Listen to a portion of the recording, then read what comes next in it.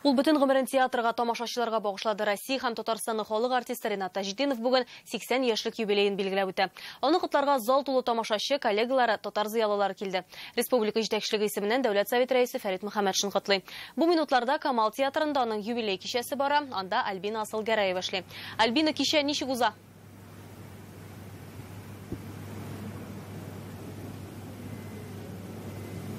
Хәерле кич, Айгөл, чыннан да монда бүген театр бәйрәме.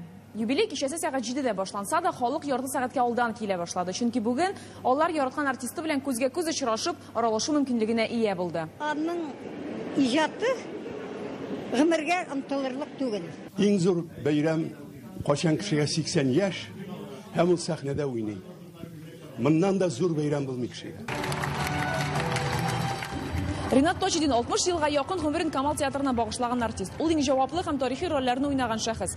Муса Җәлил, Кол Гали, Сүнгән йолдызларда Надир Мәгъдүм һәм тагын дистәләгән рольләр башкарган. 2 ел элек ул театр артистларының иң югары бүләге алтын битлек премиясенә ия булды. Юбиляр бүген нинди хисләр кичерә? Үзеннән сорадык. Бер атна буена инде борчылып йөрим, мәйтәм ничек үтәр икән инде бу минем кичәм.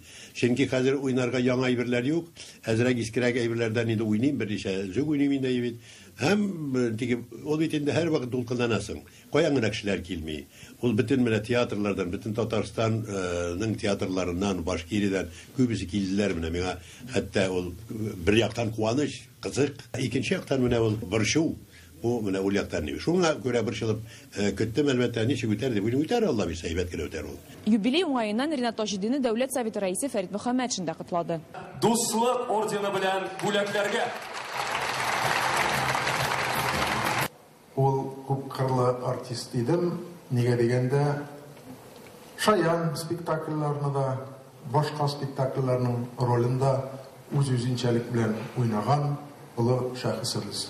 Туган көнегез белән сау-сәламәт иттереп күп кенә еллар яшәргә, шушы сәхнәдән халыкны сөендергә булды. Һәм инде 80 яшь тулуына карамастан да Ринат Тажетдин алга таба да тамашачыны үз рольләре белән сөендерер дип көтеп калабыз. Айгөл